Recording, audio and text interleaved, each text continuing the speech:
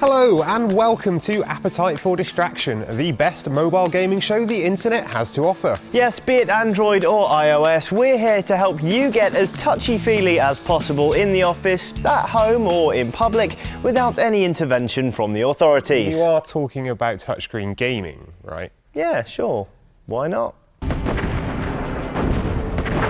Coming up this week, weigh anchor and cast off the ballast. Spotters, we're setting sail for adventure. All aboard! Games on the iPad. Wow, just wow. And as per usual, we bring you 3 top games to download to your mobile interactive fun box thingy. I can't believe you actually get away with calling yourself a journalist. I can't believe you get away with calling yourself Shut Up. First up on this week's running of the apps is Jetpack Joyride. Made for iOS by Half Brick, the people who brought you the insanely addictive Fruit Ninja, it's a simple procedurally generated side-scrolling platformer cum shooter that requires only one of your precious digits to play. Marvellous.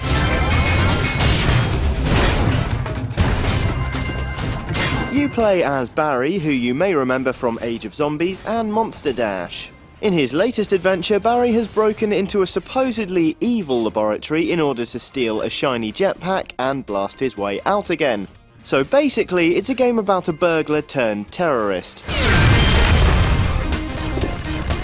Tapping on the screen makes Barry jump, holding your finger down makes him hover, avoid obstacles, pick up one of the many mental power-ups, blow crap up, you get the idea.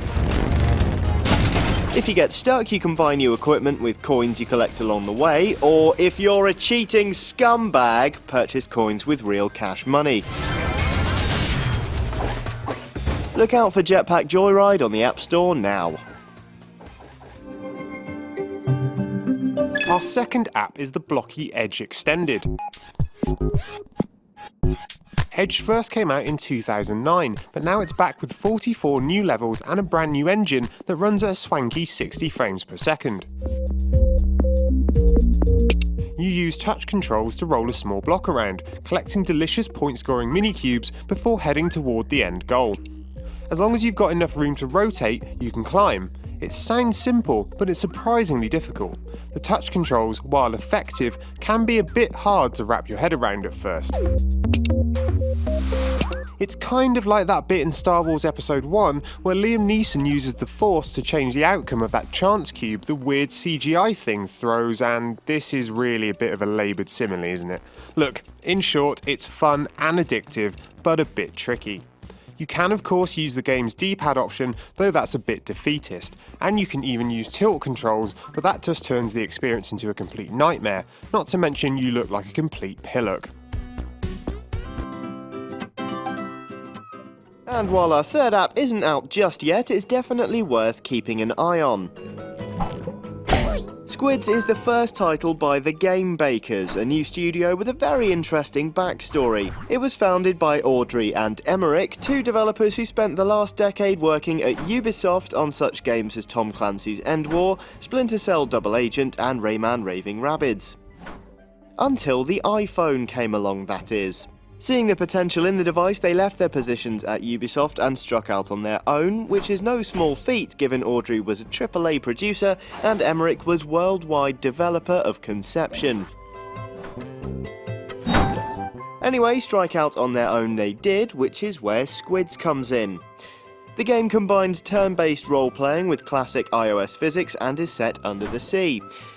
You have to recruit a team of squid, each with their own unique characteristics, attributes and abilities, in order to defeat various teams of spiky enemies. You move by grabbing and stretching your squid and releasing. The further you go, the more action points it uses up and the fewer hits you can deliver once you're in position. You can either ping yourself at enemies to cause melee damage or use your special skill to give them a bit more of a pasting. While the gameplay is simple enough to pick up, the developers are nonetheless gunning for some serious depth. You have to assemble your team carefully based on the attributes you want at your disposal and which of the 3 stars you want to pick up for each level: speed, survival, or secret. With over 20 levels per chapter and 3 chapters planned for launch, there's a lot to keep you entertained. However, the game bakers are clearly after your loyalty, with new levels and characters to be released through fairly regular updates. When we asked them how many characters we'd end up with, they said they wanted each one to be unique and didn't want to oversaturate the game, so they're looking for a similar size roster to Street Fighter.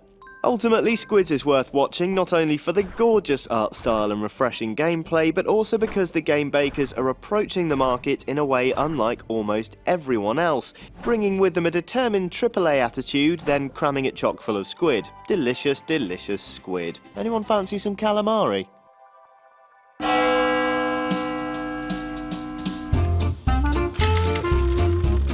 Alright, 10. 1, 2, 3, 4, 5, 6, 7, 8, 9, 10. Payday, and I think it's time for a house.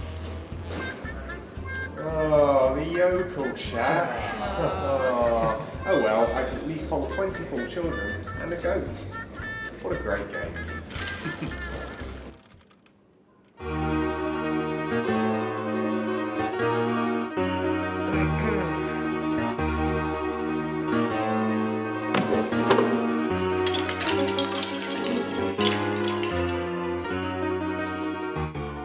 It's a familiar scene, isn't it? For generations now, mankind's relationship with board games has been a complex one.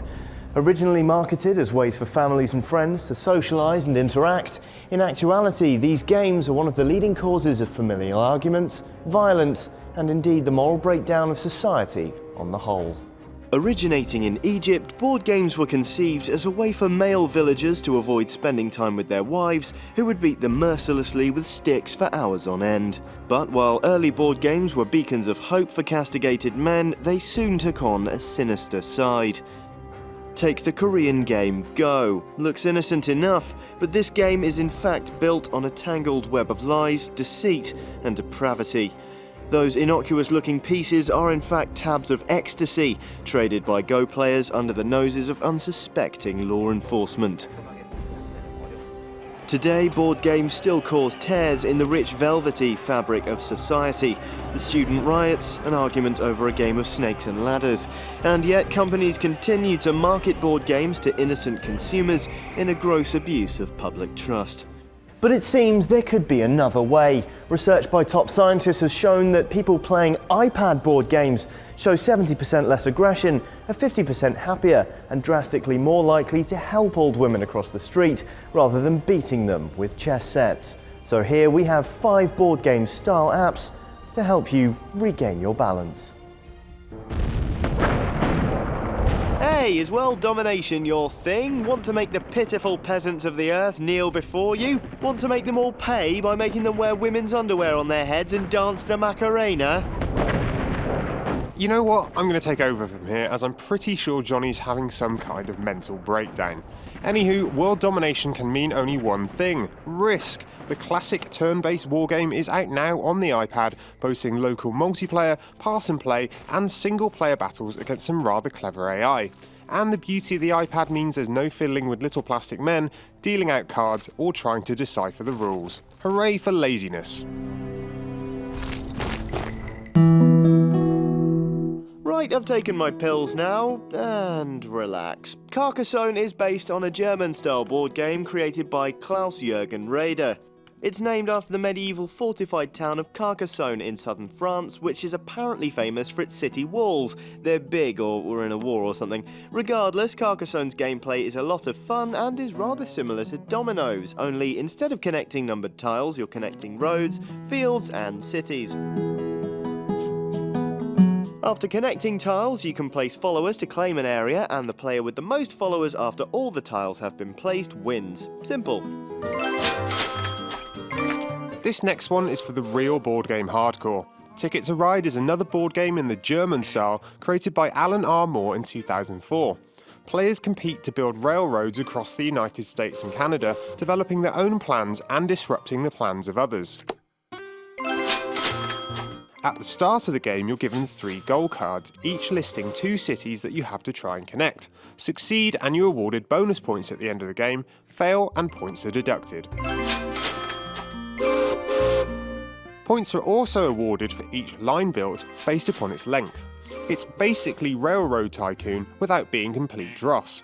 Plus, there's online play, so you can crush the railroad building dreams of complete strangers. Next up is Game of Life, the board game where you try to make as much money as possible during your life before retiring to a millionaire's mansion, only to have other resentful players sue you for damages because you're too rich. As you move around the board, you go to college, get married, have kids, go on vacation, sue people, and generally try to accomplish as much as possible before your inevitable death. Yes, there's nothing quite as depressing or mean as Game of Life, but if nothing else, it'll teach you the value of being a mean-spirited miser who cares about nothing more than money. And really, isn't that what board games are all about? And finally, we've got Quarrel. Although not based upon a real-life board game, Quarrel certainly plays like one. It's a mix of Risk and Scrabble. Players compete to take over sections of the board by attacking other players. In battle, each player must try to make a word from a selection of 8 letters, attempting to get the highest score. You can move your troops around the board, sending in reinforcements where needed, making Quarrel as much about strategy as wordplay. Plus, if you manage to send 8 troops into battle, you can go for glory and attempt to find the anagram. There's leaderboards, multiple modes to play through, and with descriptions for each word displayed at the bottom of the screen, it's mildly educational too. Quarrel is a great concept and it plays extremely well. So well, in fact, that we just had to speak to Gary Penn, the developer of the game. When the game is a real sort of roller coaster and a tug of war in that regard. It has fantastic highs and lows. See, he thinks it's awesome too.